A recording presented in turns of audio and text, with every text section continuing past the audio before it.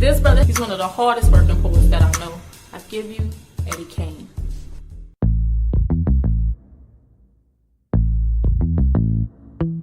Coming to you live from the Milky Way, planet Tiamat, also known as Mother Earth. Welcome humans, earthlings, and mankind alike to another episode of Fiyah Conversations. I'm your host, Eddie CAINE. How you doing, family? Today we're going to have a great show. We're going to be discussing movies and the psychological impact on Black people. Today's in-studio guest, we have Empress Asha, as well as Doc Smiley from the group Hybrid Hangover. For our in-callers today, we will have Sister Raquel Bay calling all the way in from Atlanta, Georgia, and we'll have Brother Sharif calling in from the Big Easy, New Orleans, baby. And to wrap shows up today, we're going to have a commentary by Empress Asha as well as social media comments. That is one of my favorite parts of this show because you are always surprised as far as what you're going to get from people on social media. Stay tuned. Get ready. The show's about to begin. Okay, this segment we're doing in Fiyah Conversations, we're going to be discussing a movie called Hidden Figures. I'm pretty sure a lot of people have heard about it. It is starring Taraji P. Henson, Octavia Spencer, and my girl Janelle Monáe. It is a very good movie. Actually, what it is these three brilliant African American women at NASA, Katherine Johnson, Dorothy Vaughan, and Miss Mary Jackson, serve as the brains behind one of the greatest operations in history, the launch of astronaut John Glenn into orbit. It's a stunning achievement that restored the nation's confidence, turned around the space race, and galvanized the world. Okay. Now, Hidden Fences, it was directed by, I'm trying to see if I can find that director again. I just saw his name here. His name is Theodore Melfi, and it was also written by Theodore Melfi along with Allison Schroeder. And Hidden Figures, it is based on a true story.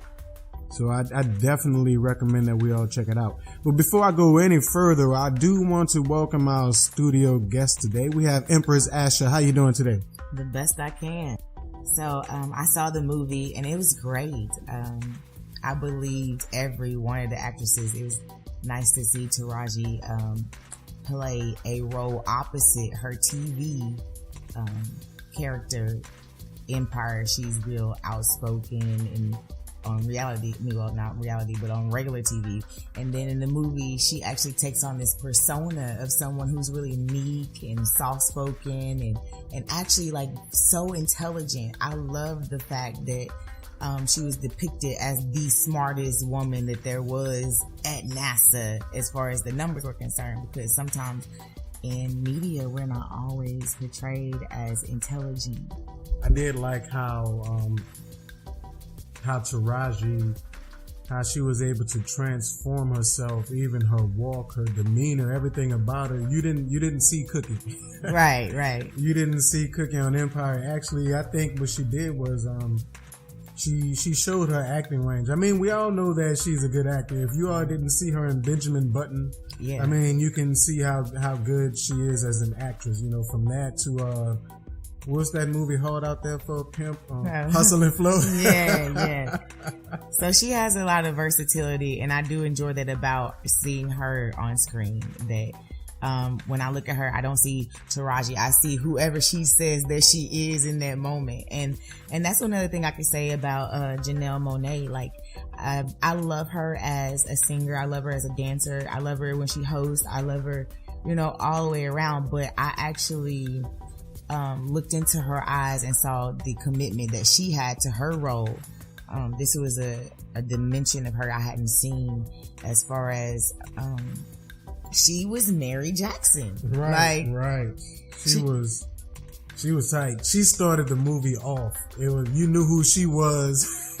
Yeah, she had this presence. And so, it really played opposite to Miss Catherine's personality. Like, Mary is the one who says things that everybody's thinking, but nobody said out loud. And she's having so much fun. That's one of the things I enjoyed about her too. She looked like she was just enjoying, yes, no matter what was happening, because a lot of things did happen, and it was very heartfelt to see, because it's based on a true story, the experiences that these ladies had in real life, you know, in that era. It was like in 1961, if I'm not mistaken. Right. I think it was 61. It was. And but when you're talking about the women of the era, I mean, you have to look at Octavia Spencer. Excuse me. She is an awesome actress. I know, wasn't she nominated, or did she win that Oscar for The Help? Yes, for supporting actress. Yes, she did. And if you all haven't seen The Help, you need to check that out. But Octavia Spencer, her character, she is like the big mama or the big sister that held it all together, that looked out for everybody. She said, she basically is the one is, hey, if you taking me, you got to take everybody. I mean, and I love that about her, like that she got to portray someone with such strength and integrity. Like I said, a lot of times in media, it's popular to depict us in some kind of way where, you know, everything ain't right. But she's a righteous sister in this movie, so I love that about her. I did. But why don't you tell us a little bit about Octavia Spencer's, her character? You know, what is she doing in the movie? What was her part? Well, she's a supervisor in the colored computer section, which I just found out by watching the movie that they used to call human beings computer, which is ironic because at work I'm usually joking. I'm telling people, you know, if the computer gives me a problem, don't worry about it. I'm smarter than the computer. It's designed after me. And so there's a room of like 30 young women of all ages and backgrounds, I'm sure. And Miss Dorothy is the supervisor, so she's the one that gives out assignments, temp assignments, and they're temporaries. All black women. All black women. Like, that's one of the things I was wondering, like, where the brothers was at NASA, but I didn't see none of that. Right, they didn't show it. That's one thing.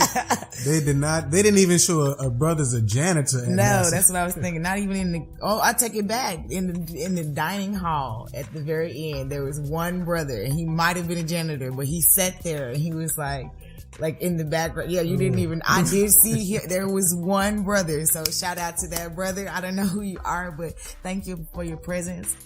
But yeah, it was nice. One of the things you were saying about how she was like, if you take me, you gotta take us all. There's a part in the movie where the upper management, so to speak, or what I like to call white supremacy, comes down to the quarters where they keep the colored computers, and she says, you're gonna be promoted, you know, yay, we just got somebody, we got this going and that going, we're gonna send somebody to the moon. After the Russians had gotten someone there first, you know, some now in the space, so they're gonna do it too. And she's like, well, you can go. And she's like, well, what happens to the people that are subordinates to me? And the lady's like, well, that's not in my power. And she says that I'm not going to go. So it reminds me of the civil rights movement when a lot of feminists came out to the forefront and said they want to vote too. But it's not the same struggle at all. And I don't like when people try to take the African American or the Cometan or the whatever you want to call yourself struggle, because it is a struggle just being melanated, the melanated struggle, and compare it to anything else, because there's nothing else like this. You're right about that. One of the I will say this, Kirsten Dunst, she played her part. She was a supervisor of Octavia Spencer, and she gave the woman the blues. I mean, I hated her in the movie theater. I wanted to spit on the screen. I mean, but you got to keep in mind that she is the supervisor over the women in a time when women wouldn't necessarily welcome in the workplace. A white woman that's over black women, and she was being challenged by them because of their intelligence. Because everyone in this temporary computer department, all of these women had degrees. Mm-hmm. So may it be a mathematician or otherwise, but none had an engineering degree because it was not allowed. Right. And that goes into the tale dealing with Janelle Monáe's character. I like her. Her character was really fiery, and she has such a brilliant mind, but she could not go any further in NASA because she needs to get an engineering degree. But in the state of Virginia, black people were not allowed to go to white schools, and it was only certain white schools that you were allowed to attend that can give you authorization even to take the exam or to go to college to get this engineering degree to further yourself. So right there within that plight and that plot, I'm looking at what black women are going through today. Yeah, it's still very similar to what, and you know, that's what we laughed about after the movie. Like, it's been 50 years and a lot of those issues are still relevant to us at this very present moment. Right. And, but one thing about her character is that she used her intelligence. Yeah. She uses her intelligence to her advantage. And she's clever. She's very, very, very clever. So it was well written. I will say that. They got straight to the plot and it kept flowing. Like, I was captivated. I was dreading that maybe because I was going to learn something, it was going to take a long time. But it ended up like just, I don't know. I still don't know how long the movie was, actually. It was that means it's a good movie, you know. And now I will tell you all this. Also Kevin Costner, Mr. Dances with Wolves, or Untouchables and all. He's in the movie. He played. I think he's going to get nominated for best supporting actor role because he was surrounded by greatness. He might actually get best male actor since there were no other males that had a strong role in the movie. Like, he played the director of the Department of Mathematics responsible. Yeah, it was only 2 hours and 7 minutes, but it didn't even feel that long. Like, I really actually wish I could see the rest of the story and follow them forever. But yeah, the great thing about it was his relationship with Catherine.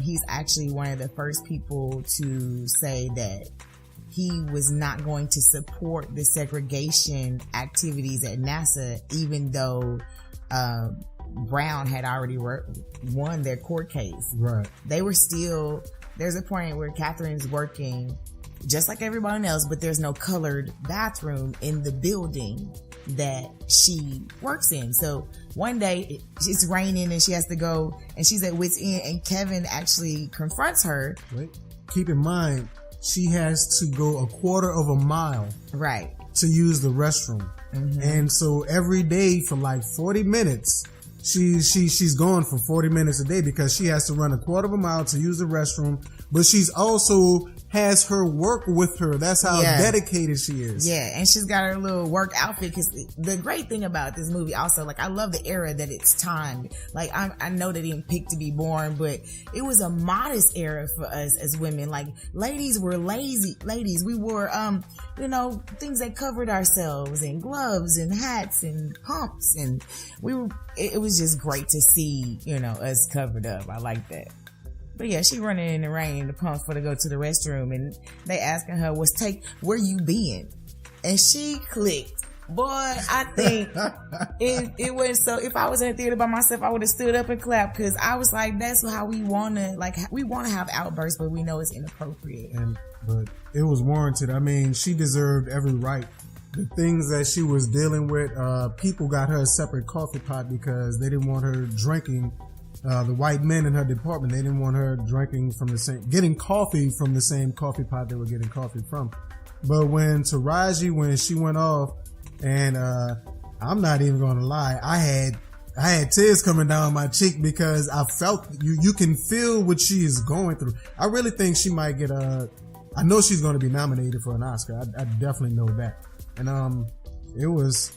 As a matter of fact, there was a gentleman in the movie theater jumped up. It was like, yes, sister, say it. And then this white lady, he scared me. It was so quiet though. Yeah. Like, there were people of all races there to see the movie. Yes. And I really do love that there was so much conflict and resolution.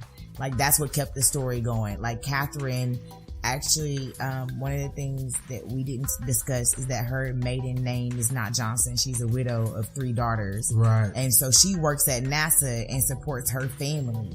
And we all know how hard it is to be a mom and then come home to your girls. But it didn't take. Spencer was a single mother also. Yeah. 2 boys. Yeah. As a matter of fact, there's a particular scene in the movie whereas Octavia Spencer, she realizes they're going to be replaced by IBM computers. And she realizes the technicians at IBM don't know how to use the computers. Well, the ones assigned to the department don't. Yeah, like NASA was just giving out jobs at this time. Like the way that Catherine got her job is like they needed to. This is one of the things I noticed. Like our government or white supremacy or America or whoever is in the media that writes the reports use fear to get people to do what they want. So Russia gets into space and they're like, the communists are coming, the sky is falling, they have satellites and they're watching us. So that was like the whole agenda that was the main conflict. We can talk about all the characters and what little things they had going, but as the overall resolve of the movie was that fact that the United States government needed to compete with other governments for information, for technology, for all these other reasons. And so that's how the desegregation even began at NASA. It was like, not because we wanted to be rubbing hands and elbows and washing our hands in the restroom, but she was spending too much time running across the entire NASA campus in order to use the bathroom. And that was basically the reason why Kevin Costner's character said there will be no more segregated restrooms. Now, a lot of people were applauding when Kevin Costner broke down the colored signs. It was mainly white people that's like, oh, that's great. But if you look at what's going on and you check out the symbolism, was actually taking place, because that's what this show is about, symbolism and all. Yeah. You can see that was put in there for a reason to incite a happy feeling to Caucasians, to be honest with you. Right. To cater to that need to be okay with knowing that it's not just NASA that does it. If you have if he's a powerful or influential person who can reach the hearts and minds of other powerful, influential people, he did not step out and do that. He only said where we work, where I'm at, with whatever little thing I can do. There were a couple times where Catherine even challenged him. She was like, you're the boss. You know what I'm saying? Like, you're supposed to be able to make these kind of executive decisions. And it's kind of, cunning of her even to become privy of information. And it just goes to show you how many loopholes we have to find, how many hoops we have to jump through just to be competitive. But, in the same place where people are giving and it challenges our geniuses, our geniusness. Yeah. That's the beauty of us, of melanated people, that we, when we are confronted with any obstacle or task, we will find a way around it.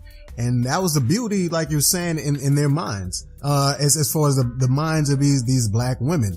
And one thing, I just can't help but refer back to the scene with Taraji P. Henson when she went off on Kevin Costner and she was crying and all, and everybody in the room just shut up. It was just like, oh my goodness.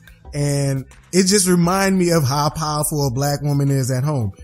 She's going to do her role, because she knows her role. Yeah. But that does not, just because she's being subservient and knows her role does not mean she's weak. Right. And when it gets to that point, and I know you've all, seen your black mama, your aunt, grandmama, whoever, your sister, or your wife, just couldn't take it anymore and just went off. Everybody in the house goes quiet and silent. And that shows you the power. And I think that was one of the reasons why I shed a couple of tears in that scene, because is the power of you're seeing what a black woman is going through. And I will give shouts out to the writers, because it wasn't a stereotypical movie. Or nothing about this. Yeah. And that's the wonderful thing about I didn't know she was going to go into detail about what it was like to work at NASA and tell her boss, who, when she was introduced to the job assignment, they told her, don't speak to him unless he speak to you. And so it was kind of good that he asked her, where had you been? And it does remind me of that strength. Like, it doesn't happen all the time. Every woman is not, an angry black woman. And she wasn't. I'm so glad she wasn't depicted, Catherine or Taraji wasn't depicted as that, but there is an appropriateness for some of this angry. Like, we are not angry she wasn't angry for no reason. I even told him, I apologize if I have to go take care of my business. I have to go take care of my business. And we are put in so many situations sometimes where we have to, like I said, jump through that hoop or whatever. And there are times where we just can't.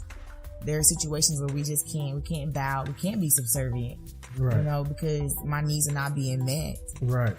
I understand that.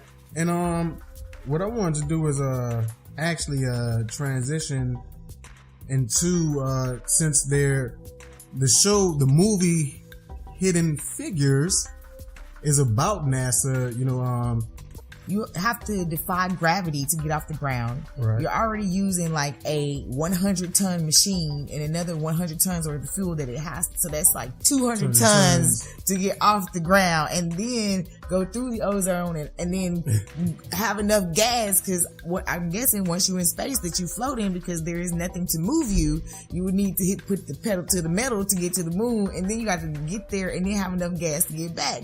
And I got a Camry, so I know that you can only put so much gas in a thing before you have to stop somewhere and get some more gas. There is no gas station in space. So I have reason to believe, just logically thinking, that you probably didn't have enough gas for these people to take all this equipment with them when they left too. Because we already know that the mathematical formula for velocity has to do with weight, time, and distance. Okay, so the weight of this thing, they say it takes 3 days to get there. Right. 200,000 miles. 238,000 miles. And that's what they needed Catherine for, the math. You know what I'm saying? Like, that was her sole purpose, because, like I said, she was a computer until the IBM system came along. Catherine, Taraji's character was like Russell in A Beautiful Mind. Yes. I almost said Russell Wilson, Russell Crowe. All right. Yeah. and that's to give you all, if you have ever seen A Beautiful Mind, it's, that is Taraji's character. It's the movie starts off and you know that she's not even a genius. She is brilliant. Yeah. She is just and I like brilliant. that idea of a black woman being portrayed as brilliant from a young age and brilliant throughout her life. Right. I hope that little girls everywhere, no matter what color shade of brown you are, you get to experience the depiction. Like, you get to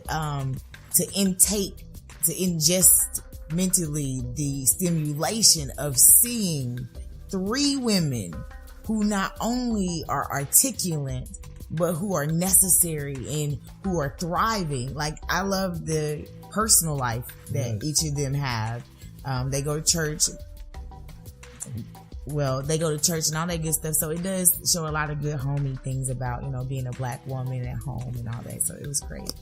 I loved it. It is. I recommend, every black family should see this movie. I'm not even going to lie. Yeah. Every black family should see this movie. Take your kids with, as a matter of fact, I'm going to take my kids, next time I go see it. I'm not going to advocate getting it on bootleg or Fire Stick or anything like that. No, but don't do that. It is a non-violent movie though. It's kid friendly. It's non-violent. There's no cussing, no nudity, so it's safe. Yeah, it is safe. But, want to thank y'all for listening. We about to wrap this up because we got to take a quick commercial break. We have to pay the bills. This is Eddie Kane. I want to thank you for listening to Fire Conversations. Right now, the topic today, we are talking about symbolism in movies and the effect on black people. Right here, I have our in-studio guest, Empress Asher. Oh, I'll see y'all later. We'll talk about this some other time. All right. Y'all take it easy.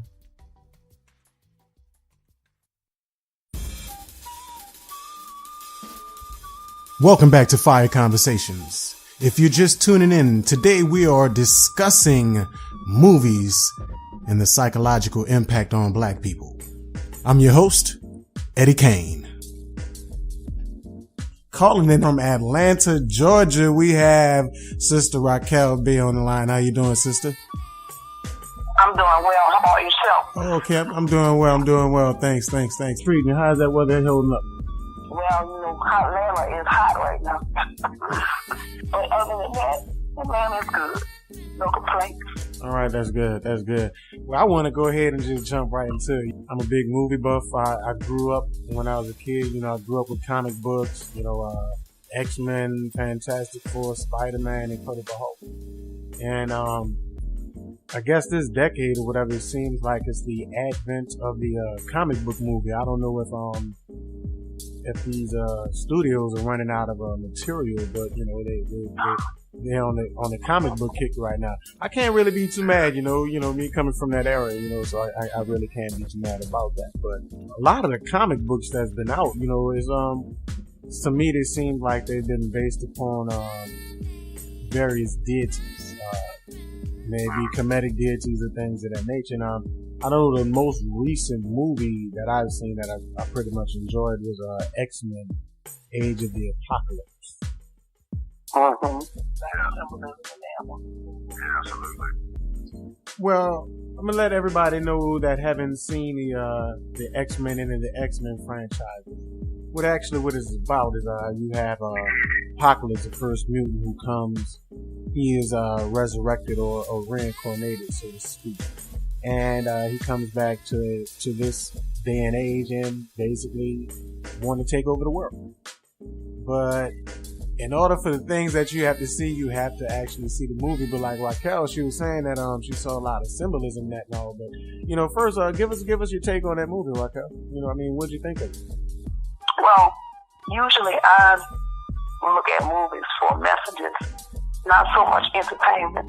Even though many times I am entertained, but in that particular movie, the symbolism that it represented, some of the things that you saw, if you paid attention to it, even the Apocalypse that came back, he had all the powers of the mutants. So him being the first encompassed all of the powers that all of those surrounding him had. And if you also look at it, it represented things in the zodiac as well. Fire, earth, air, and water. Okay. So that was interesting too. He also originated from Motherland as well, Kemet, or Africa as we know it today. And he also had the symbol of the Ankh in his chest. Yep, surely did. So, some people kind of miss certain things. We all know that, the original man originated in the motherland. So when you think about all of those things are related to that character, X-Men, mutants, and all the X-Men movies, they're really talking about us as a quote-unquote black people. Because we have the capability to have all those powers that those mutants have. But we don't have them. We don't utilize them because we're not raised to a higher plane because of all the things we do, what we think, what we surround ourselves with, and what have you. But we have the capability to do all of those things we don't. So they're really talking about that. Yeah. But most people don't get that when they watch the movie because there's certain things you don't know. Right. If you don't know the truth, then you can't see a lot. Mr. Raquel, thanks for coming on the show. I know it was late where you are, and you woke up for us and decided to get up there and give us a call. So I greatly appreciate that. And our listeners.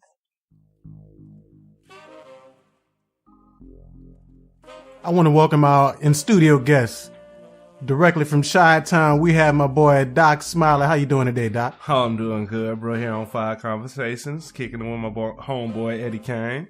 Yes, man. And today I wanted to invite you to come in because both of us are movie buffs. We like to read as well. We checked out comic book movies, buddy flicks, comedies, all kind of type of things. And with this thing about the topic of Fire Conversations as far as movies and the impact on black people. I know you like to think of things differently, and earlier we was talking about I asked you, I was like, well, what is your favorite black movie? And a lot of people, you know, when we talk about movies, you know, we like the gangster movies, the menace to societies, the Juice. No, Juice. yeah, you know, we can name them off. Scarface, we can rattle them off. Right, Scarface, The all these different Godfather, movies. Goodfellas, one of my favorites. You know, it's about that gangster movie mentality that it's always been one of the movies I've been drawn to when it's a good story and it's a good good like action. But we had to delve deep in to find more reasons why that we liked it, and so I started to think about the camaraderie between the groups. Like the crew and the Goodfellas, how they were tight, and that's one of the things for me growing up on the south side of Chicago. I grew up in a rough neighborhood, so it was all about your crew. Like, it was your group of dudes, and they had your back and you had their back, and so that was always a big thing for me. And it even transcended into when I was in the military. Not so much when I was in the Navy, but when I got stationed with the Marine Corps unit, I felt that camaraderie of, man, like, these guys would take a bullet for me, like, so that's where I always know that gangster film, you think it's all about the drugs and the action and the crime, but it's more about the familial relations between the people. So All right, I feel you on that. All right, well, let me ask you this then. All right, since it is about the camaraderie, because I can sense that, you know, they have like that family type of unit.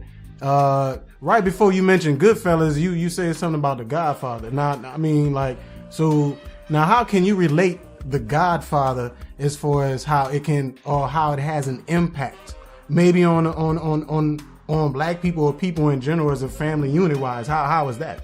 now the way I see that, like I was saying earlier, The Godfather is a movie that me and my mother watched together. It's one of her all-time favorite movies, and it made me had to get into it more, because every time I come over, it seems she's watching that on DVD or something, like so. But it's the aspect of the movie as the main title, The Godfather, and you think about that figurehead in the family, and a lot of black families are set up with that figurehead of the Godfather, but it's usually not the Godfather, it's usually the grandmother. Right. And that's how it was in our family. Like, grandma got the big chair in the living room, and that's just grandma's chair. You don't sit there, because that's just out of respect. And there was that person that can convey that emotion of, they had the hot head in the family and the one that was a cool head, but the Godfather, the grandmother, was the one that could organize everybody and put everybody in their proper positions to do the proper thing. Yeah, because when she spoke, everybody you shut up and your ears open, your mouth shut, ears open. You listen to what grandma goes. You're right, because actually, when you think about it, even with families, once the grandmama dies, it's like the family falls apart. Like, she the glue that holds everybody together, and once she gone is. And I've witnessed that firsthand dealing with my family. Like, we migrated here to Texas from Chicago, and this past Thanksgiving, it wasn't really didn't get that same feeling of had those back in the days when we all lived in the same house and it was grandma there, and grandma made a big meal and had her famous pies, and it's just that familial connection is lost when the Godfather passed, the way it kind of did in the movies, but you had someone like Michael Corleone step in, and he assumed that role of the Godfather, and you just look for that person in your family out of your generation. Right, because some auntie always that wind up stepping up. Stepping up. One of her daughters always One of her daughters is going to step up and become that big mom, in the family. Right. And we're seeing that in our generation now as we get older, that it's our sisters and our girlfriends or our wives who are the big mamas in the family now, who's having the grandkids. And so you see that evolution of the family there. All right. I appreciate that, Smile. I mean, that's very, very, very interesting. And I want to thank you for coming out to Fire Conversations to the studio and giving us your input, because you definitely got me thinking about that. I might actually have to start looking at other movies like that in a completely different light. Oh, yeah, definitely, man. I appreciate you, having me over here, man, and rocking it on Fire Conversations. Anytime you need, man, I'm always ready to delve deep in my brain and pull out some crazy facts for you. All right, cool. Appreciate it. All right, y'all. Once again, you got to check out my boy Doc Smiley. You can check him out on Facebook. That's DOCSMILEY, Doc Smiley. And we'd like to thank y'all for tuning in. We'll get back at you. This is Eddie CAINE, Fire Conversations. Once again, we're back with another episode of Fire Conversations. We have our in-studio guest today, Brother Sharif, all the way down from the Big Easy, New Orleans, Louisiana. How you doing today, Brother Sharif? I'm doing well, brother. What's going on with you? Man, I'm doing pretty good. Just still tripping out over the concepts here about, with the symbolism and things that's going on with these movies. And we also have in here the beautiful Sister Empress Asha. Remember one day on the phone, brother, we was talking about movies, and we began to talk about symbolisms from like Planet of the Apes and even all the way down to horror movies and all. And I want to go ahead and I want to start delving more into the horror movie aspect, because people do not realize, what's going on with movies like The Walking Dead and The Return of the Living Dead and all these other things. So what's the deal with that? Well, originally, of course, horror movies are always an expression, have always been, and horror stories have always been an expression of deep-seated fear and an experimentation in reliving those fears through the visual medium. So when horror movies were popularized in the early 1900s into the 1940s and 50s, what we saw was, of course, the movie industry has always been monopolized and dominated by Anglos. What we saw was an expression of those fears, those most deep-seated fears of the European. So when you look at different types of horror films, the genres within the horror genres or subgenres, what you see is an expression of different types of fears. So you have the vampire, which represents a fear of mortality and aging. The eternal vampire who lives off the blood of others and stays forever young and is supposed to be attractive, eternally attractive and able to seduce anyone. That is a expression of the fear of death, of aging, of mortality, of an insecurity of not being attractive to other genders, or the expression of insecurities for the male Anglo. All right, I feel you on all that, but I want to get down to the zombies. Okay, that's good, man. Forget Dracula, the werewolf, and all that. I want to talk. Well, about they all have their basis in the Anglo psychology. Zombies are an expression of the fear of African Americans or Black people or anyone within the Black diaspora. So the original zombie film was called The White Zombie, and it was featuring Boris Karloff, who played the lead role. And the plot, just to quickly touch on it, the plot was these white folks were in the Caribbean, and one Anglo dude wanted to force an Anglo female to fall in love with him, and he did that by getting a supposed Black person, a witch doctor, who was actually played by a white guy, and to turn this woman into a zombie. And of course, the witch doctor, or the shaman, the juju man, he double crossed the white guy, and then was of course made the enemy or the villain of the story. Right. And then of course the white guy had to get help from other white guys. They went ahead and defeated the juju man, this character, this villain, threw him off a cliff. The lead protagonist, who originally went in with the guy, ended up falling off the cliff as well. So of course you have this expression of don't make alliances with black people, you get thrown off the cliff with them. The woman eventually is rescued and goes off with the second protagonist, who's a white guy, and they have a happily ever after. But all the stuff, exactly, the white guy still gets to be the hero, exactly. So what happened? And then the white female is, of course, the trophy. Right. So what you have is an expression of a fear of the black image, the black male, as the villain, the one who has exotic, mystical power. Right.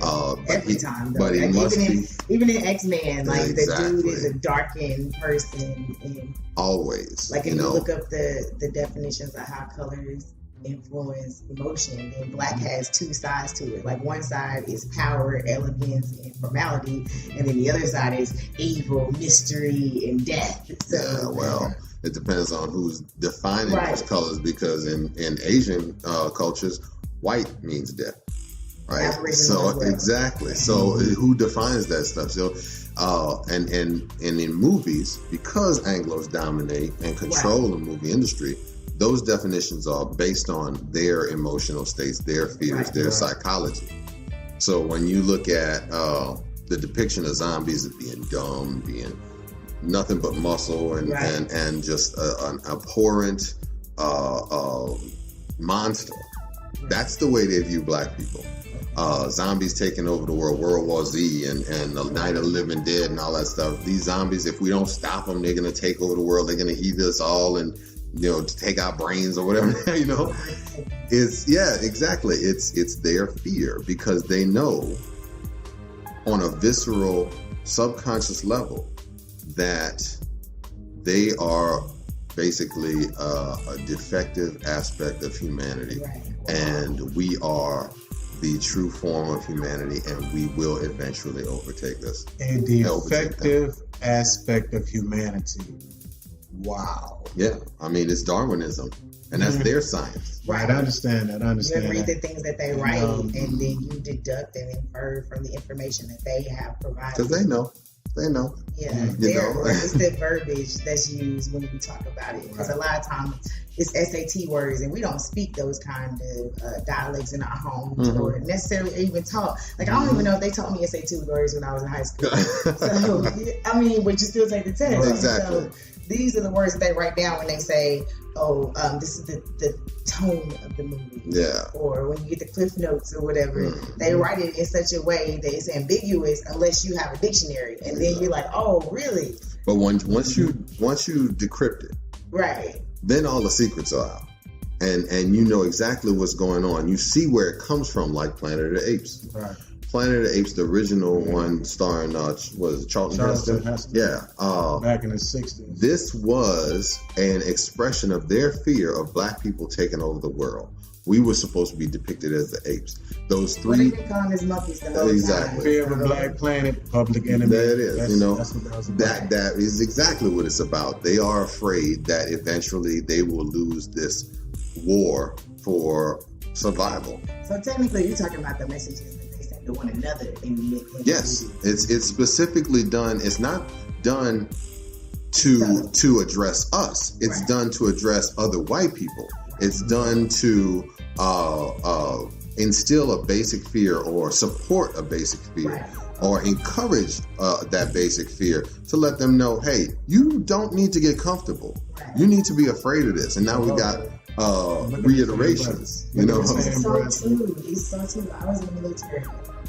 This is 2002. And I'm in San Antonio, Texas. And there are young Anglo males who are 19, 20, 22 who have never seen a black person in person. And they told me this, like, this is not a rumor or I read this nowhere. Like, they're like, can I touch your hair? I'm like, fine, just don't pull it out or, like, be disrespectful. Like, I'm not an exhibit, but I understand, like, how you could be curious. He's like, I only saw black people on TV, and that's it. When I was in boot camp, too.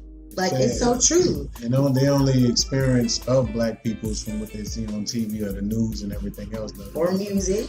And they think it's true. But their culture requires survival of their culture and their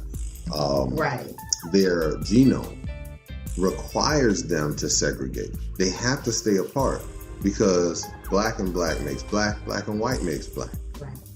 Only white and white makes white.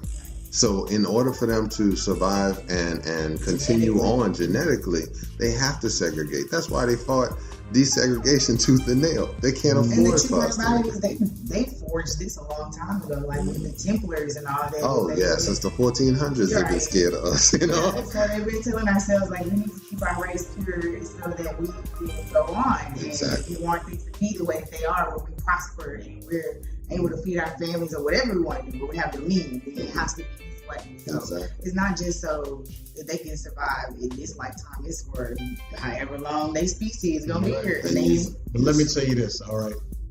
Now we're talking about Planet of the Apes for a second, and now you're talking about Caesar and an old boy with the scar on his eye. Yeah. Now, just from my experience being a black man in America, you know, being educated, excuse me, and other things, I've often heard from white people, you don't act like them.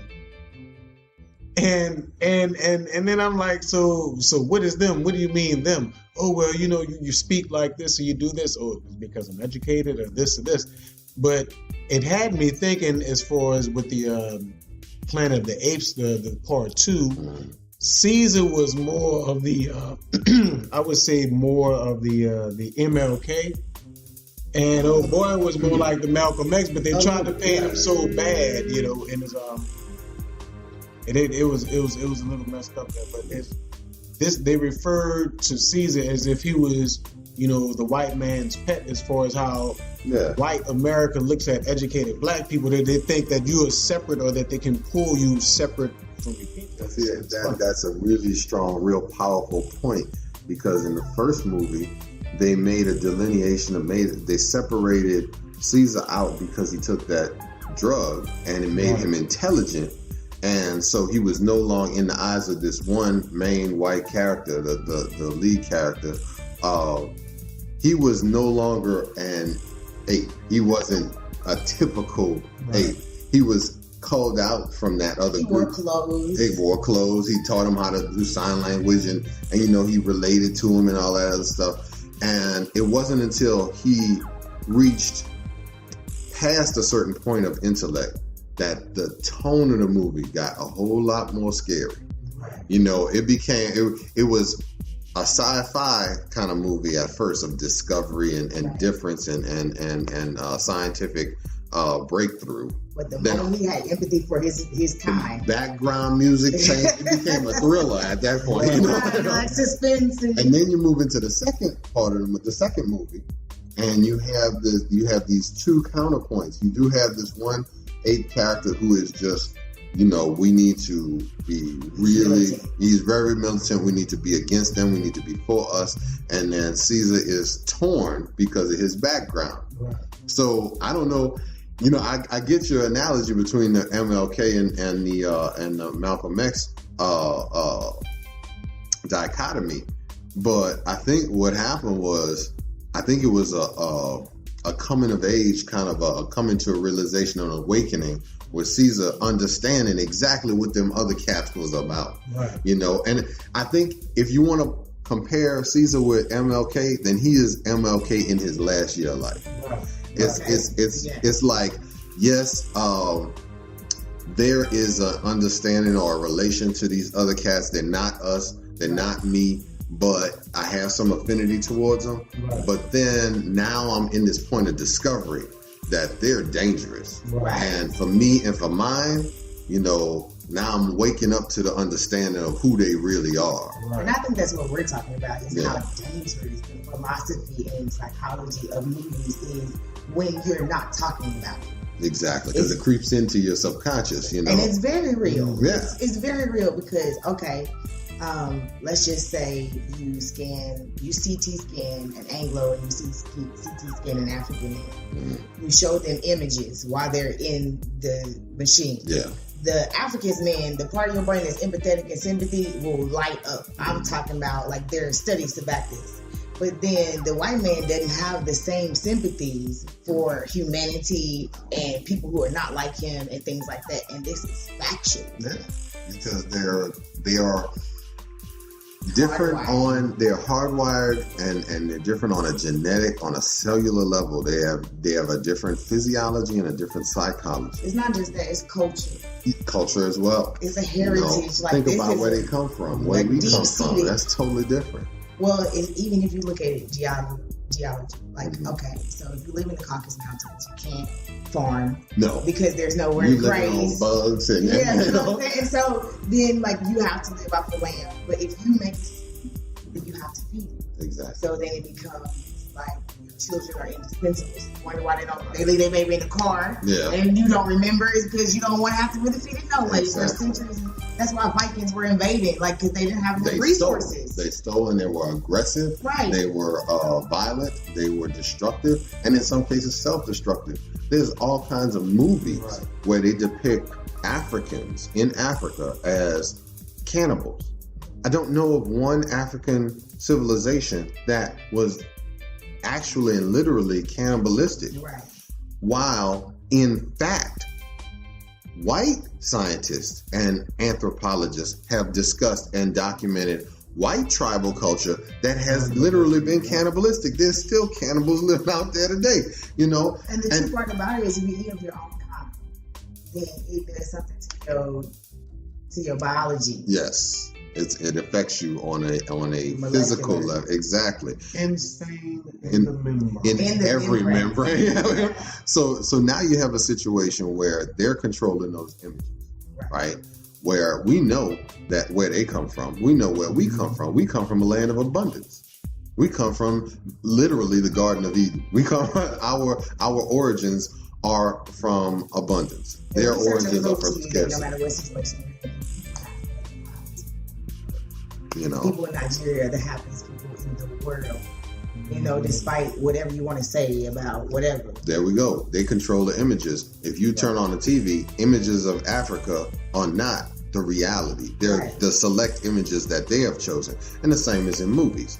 They depict us in a certain way, either subtly or overtly, So when we watch those images and we see that the guy in the white hat is always the hero and the guy in the black hat is always the villain. The guy who's darker skinned is always the bad guy. The guy with the blonde hair and blue eyes is always the one.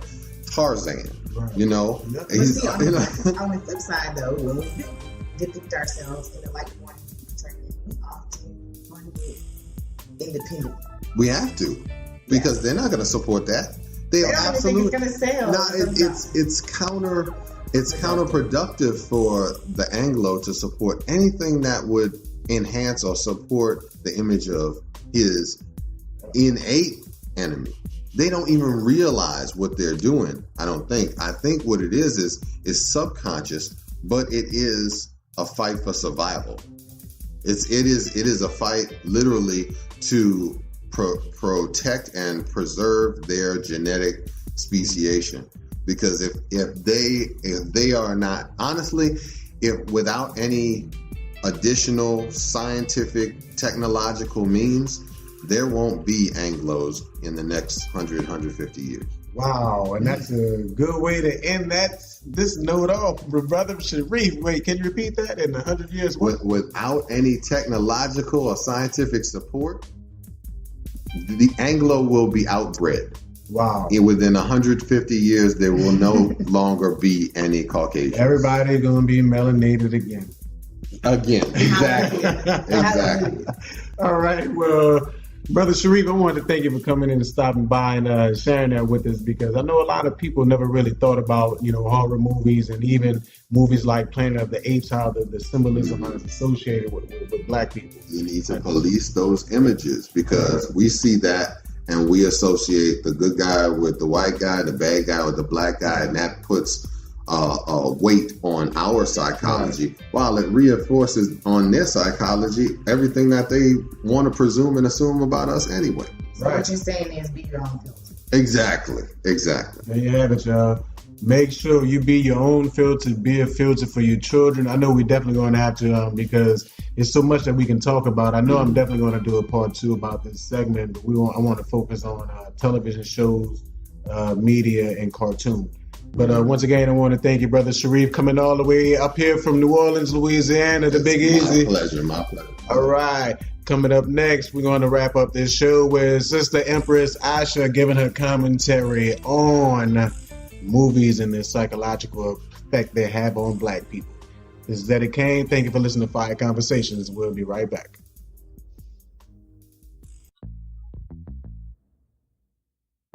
We recently posted a question on social media. And the question was, do you think movies can be used to influence a person's way of thinking? Do movies have symbolism? Well, we got some really great, interesting comments on that one. But the one that I want to share with you is from Genre Thomas Jr. on Facebook. All movies, cartoons, educational films, everything. In the background, in all films are objects that communicate messages to insiders. They're called eggs. The proof of the influence is Birth of a Nation, made right after slavery to put fear in white people about us. It's still working. A Disney movie called The Song of the South, giving nations around the world the impressions that we enjoyed slavery and that God, a black man, approved of our bondage. They made a movie called Reefer Madness on the basic idea so Congress outlawed marijuana because they said when white women smoked reefer, they had a strong desire to screw black men. See how people changed with the first Planet of the Apes movie, which showed their plan against us. King Kong was about Jack Johnson, the boxer, and Marcus Garvey. The movie Mighty Joe Young was written about Joe Louis, the champ. Tarzan, the movies, were made to show a white man can be raised by apes and still be superior to us, black people. They keep us on low vibrations by giving us awards for evil. Monsters Ball, Training Day, Hustle and Flow, Scandal, Empire, The Have and Have Nots, I, Robot, which gave the 3 laws of Negroing. By doing so, we have become white people of 60 years ago. Whites are the new blacks. They are priming the nation for the New World Disorder with a sitcom called Orange is the New Black. They make movies about being gods and superheroes and how they rule the world. And we make films about gangbanging, pimping, and slavery and stand under their rulership. Yes, symbolism is the oldest science and religion in the world. The rich pseudo-elite use it to shape the perceptions of the world. Remember the movie Inception? The new zombie movies are designed to create a zombie in the public after they watch them a number of times. Google Diseases Control Center for Zombie Apocalypse kits. There's also a fleet of zombie vehicles made. Again, if I may be in error, please correct me. Hotep family? Bill Cosby once said, television has the power to change the world for good in one day. The beast is the television computer network. Malachiah Aliyah from Facebook said, absolutely. I remember when Boys in the Hood, Juice, Menace to Society, Colors, etc. overtly influenced a massive amount of people in some way or another. But yes, sublime messages are doing the most damage, especially on fragile and impressionable minds. Shaka Isabis said, of course. Look at Superman or Kal-El. Have I gone off the deep end? Look at He-Man and mankind being the masters of the universe. See, Superman is represented wrong in those films. He's of the ether realm. Ain't no white people I know of 9 ether gases. The sun would fry them. And we're going to end it on that. Social media comments. The sun would fry them. I like that one, Shaka. That was a good one. Hi, it's Empress Asha Nicole. I'm back again talking about movies and how they affect your body and your psychology. Now, everyone knows where they were when Mufasa died, and some of us even cried knowing that it was a cartoon. Come on. That's how real the images that are depicted in front of our eyes, once they get into our filter, influence how we act, whether we grimace, our facial expressions. Sometimes suspense movies create anxiety and our heart is pounding. I've had to leave the theaters during The Hills Have Eyes, and I've never seen the end of Friday the 13th. I felt like it was too much. And sometimes these images that we do sit for the rest of the movie, once it becomes more than we can bear, we bear it, not knowing that this is where our nightmares come from. This is the reason why some of us believe that if we're 25 and we live, we're lucky. And how many of us do we know that are over 25? These images are so strong and powerful that they're used in pain management and sports medicine. So clinical and licensed personnel use images to lessen and reduce pain. So wouldn't it be logical to infer and deduct that images can be used to cause and inflict pain? Some of the ways that sports medicine uses images is so that an athlete can improve confidence, positive thinking, problem solving, control arousal, anxiety, and preparation for performance. And it works. Jordan, LeBron, Tiger, they are paying someone to provide them with the proper images to promote their wellness in their profession as an athlete, as a person. So why wouldn't we, as melanated people, think that these same images can discourage confidence, promote negative thinking, believe we have so many problems that we can't solve them? One of the other things that our children are, there is what we call sexed up, because instead of controlling our arousal, they're being exposed to adult images of bodies that they're too young to understand what these images are about. And it's not about love when it's in the movie. Why wouldn't it create a certain anxiety to see every time there's an African American man in the midst of any Anglo-Saxon people that he will be murdered? Just like the history of our people, like genetic memory.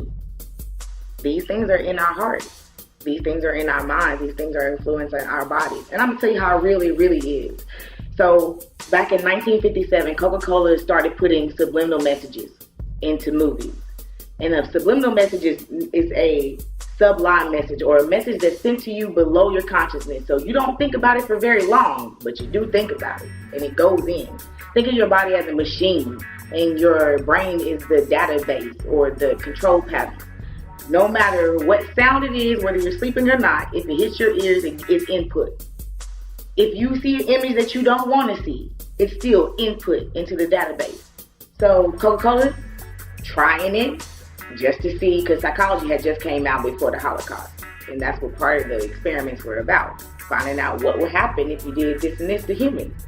And so I'll tell you what happens when you send a subliminal message about popcorn and sodas. 18% increase in soda sales, 57% increase in popcorn sales. Hollywood is very much aware of how the images that they depict to you and I affect their economy. And if nothing else matters to them, if they don't care about my psychology, they care about their economy, because their grandchildren inherit all kinds of things I don't have. You have to know that it is so real that even if you don't talk about it, you might have these symptoms of negative imagery, low self-esteem, or negative language even, because of the images that Hollywood gives us. The ones we give ourselves are Anika Spelling Bee, or The Secret Lives of Bees, or Malcolm X, and look how we love those movies. We want to see ourselves better. Hollywood just won't allow it.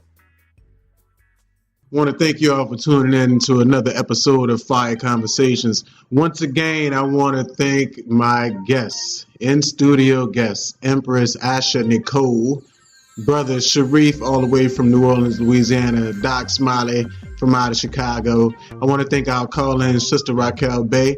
And this show was sponsored by Right On Press. You can go to www.rightonpress.com. That's WRITEONPRESS.com. You can find some of your hottest independent authors and yours truly, your boy Eddie Kane, Frozen Like Water. If you want to check me out, you can find me on Instagram at I am Eddie Kane. Also on Twitter at Eddie Kane Radio, and you can go ahead and click like on Facebook at Eddie Kane Radio. Once again, thank you for tuning in to Fire Conversations. We'll see you next week. Have a good one. Peace.